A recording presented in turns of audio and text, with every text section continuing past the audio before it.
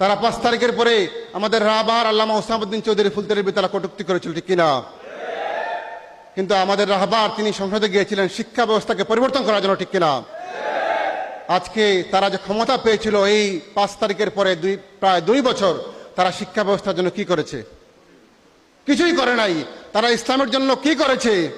কিছুই করে নাই, শুধু চেয়ার পাওয়ার জন্য তারা আন্দোলন করেছিল, ঠিক কিনা? আজকে প্রমাণ হয়েছে তারা তাদের ক্ষমতার জন্য তারা আন্দোলন করেছিল, এই দেশকে পরিবর্তনের জন্য তারা আন্দোলন করে নাই। সুতরাং সময় আসবে, আমরা ধৈর্য ধরেছি, ইনশাল্লাহ অপেক্ষার ফল মিষ্টি হয়। আমরা অপেক্ষা করছি।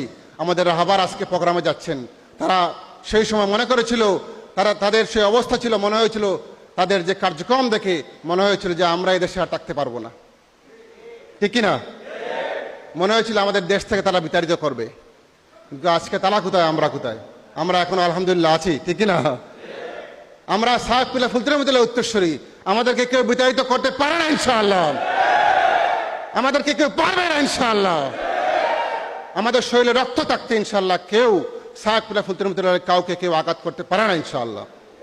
সুতরাং আমি সাহস নিয়ে 5 তারিখের পরে মাঠে নেমে থেকেছি। আমাদের অনেক কর্মীর উপর তারা মামলা করেছিল, আপনারা দেখেছেন, নিউজ পত্রিকায় দেখেছেন।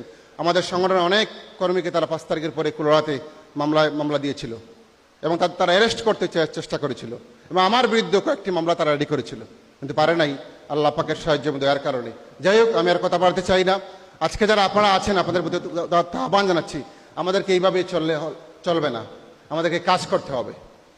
তারা যেভাবে কাজ করতেছে, যদি আমরা ঘরে বসে থাকি তাহলে আমাদের গড় একসময় চলে যাবে।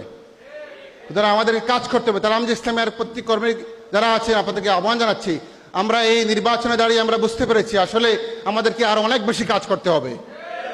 যদি আমরা কাজ না করি তাহলে সাহেবকুল্লাহ ফুলতলির এই মিশনকে বাস্তবায়ন করা কঠিন হয়ে যাবে, ঠিক কিনা? সুতরাং আমি উদাত্ত আহ্বান জানাচ্ছি, আমরা সকলে মিলে আমাদের সকল বিভেদ ভুলে গিয়ে আমরা ঐক্যবদ্ধভাবে আল ইস্তাত আলামজি ইসলামের কারুইসের সকলে মিলে আমরা এই কাফেলাকে সামনে এগিয়ে নিয়ে যাবো। ইনশাআল্লাহ আল্লাহ পাক আমাদেরকে সফলতা দান করবেন। সকলকে আন্তরিক মোবারকবাদ, ধন্যবাদ জানিয়ে আমার বক্তব্য একান্ত করছি। আসসালামু আলাইকুম।